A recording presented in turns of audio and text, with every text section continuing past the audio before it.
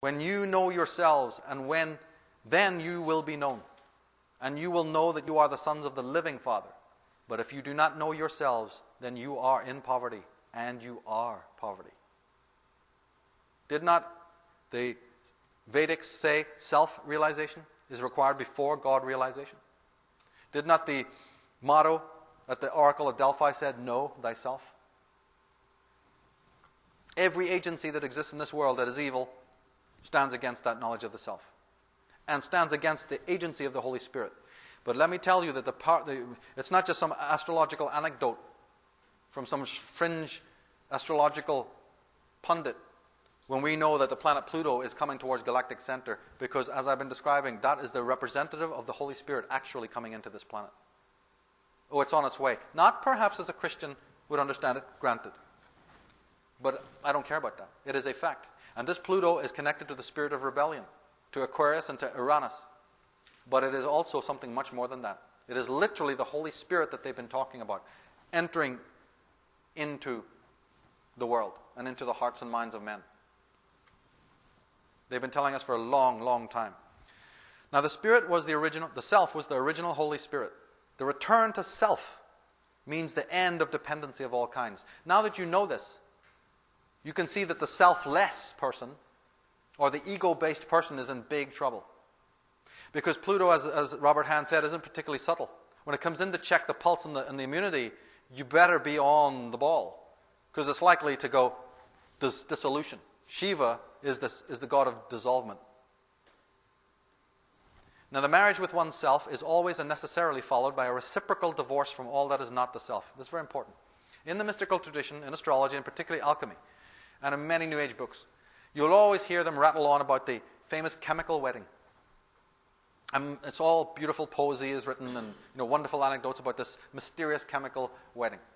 Anyone who's a real occultist or magician or teacher will tell you that actually, before you can ever even approach this strange nucleated state, or join the feminine and the masculine together, and the higher man and the lower man, before you can come to that state, you must first participate in a chemical divorce. See, it's the opposite of what we have on life. First we marry, then we divorce. Mystically, it's a reverse. Divorce from what? From all that is wrong, all that is false, all that is corrupt. Until you end in your life all the things that are not true, you can forget about any type of enlightenment. This is a catabolic action, and Pluto is going to be the teacher of that.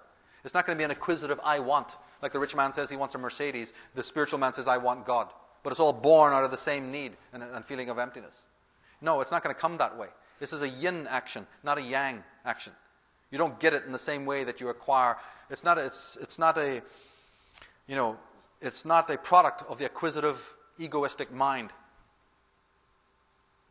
that wants the whole world to fill its emptiness.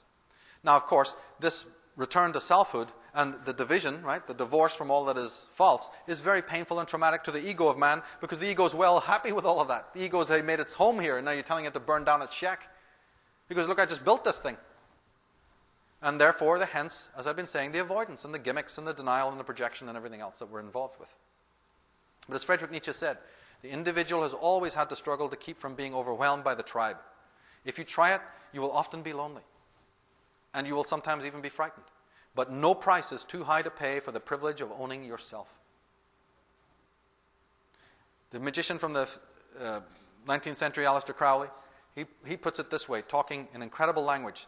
Anyone who is forced from his own course, either through not understanding himself or through external imposition, comes into conflict with the order of the universe and suffers accordingly. So if there's stress and suffering in your life, there's a reason. As I said, those are red flags. Those are guardians coming and knocking on your door saying, hey, part of the building is crumbling. Things are off. Your suffering is your guide. Your fear, your tension, your nightmares, you can't drug it out of existence. You can't medicate it. Well, you can, but it's that's destruction. That's annihilation. Is what you're basically doing, and more so, you're producing leviathans who prey upon you by doing that. When you accept that you can do something about it, and you see this, whenever suffering or anger or pain enters into your life, you listen to it. You let it wash over you. In the movie Dune, they talk about this from the books of Frank Herbert. There's many other movies and other art forms that talk about this, that explain this concept that I'm talking about. And once upon a time, it was the teachings of all yoga and magic and religion. This is what I'm talking about. Where you say, then teach me. I won't try to escape from you. You keep pestering me. I'm not going to run away from you anymore. Tell me why you're here. And slowly, if you're silent enough, forget about third eyes, develop a third ear.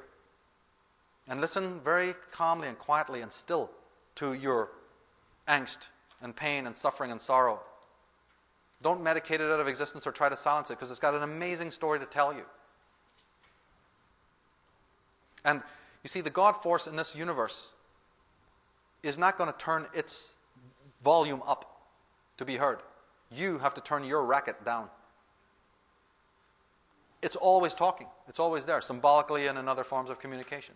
But we have to turn our noise down, and suddenly you'll hear it there. It's always playing in the background.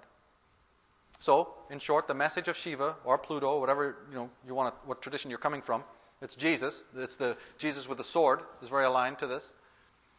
Other cultures have Durga, Kali.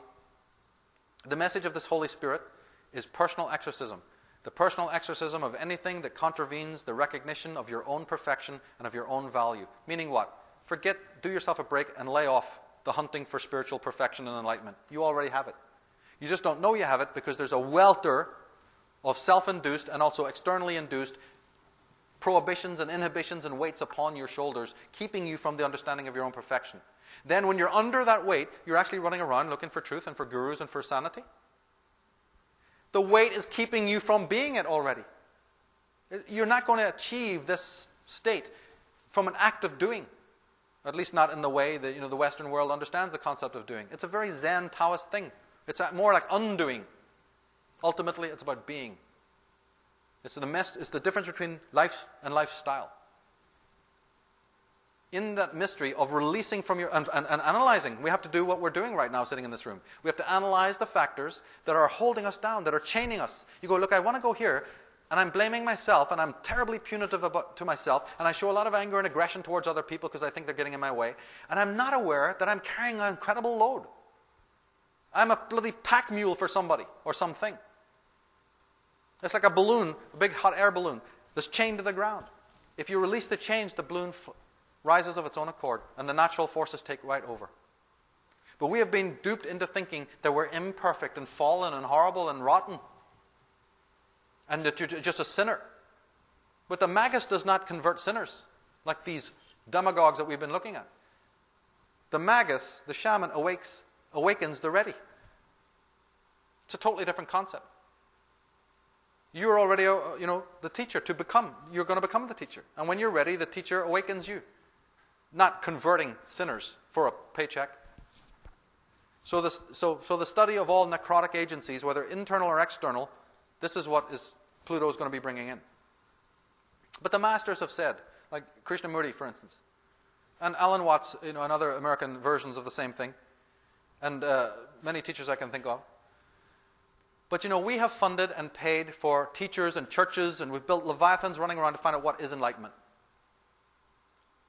We've bought into every kind of nonsense to find out what is God, what is tradition, what is enlightenment. And you know something? It might boil down to something very simple. It might boil down to simply the process of independence, as against the collectivism. It might be freeing others from the slavery to your emptiness and need. I need you, I'm empty, I need you, you're empty, you need me. And call that love, and call that relationship. When you free another from that kind of soft tyranny, maybe that is a path to enlightenment. Maybe when you're in a relationship, when you say, we are in a relationship together as two individuals, and when you look like you're becoming dependent, I don't back it up. I step back, and if you fall, you fall. But I will not become your prop so that you can live in absence of selfhood, because then I'm contravening the Holy Spirit. And when you see me doing it, you likewise warn me.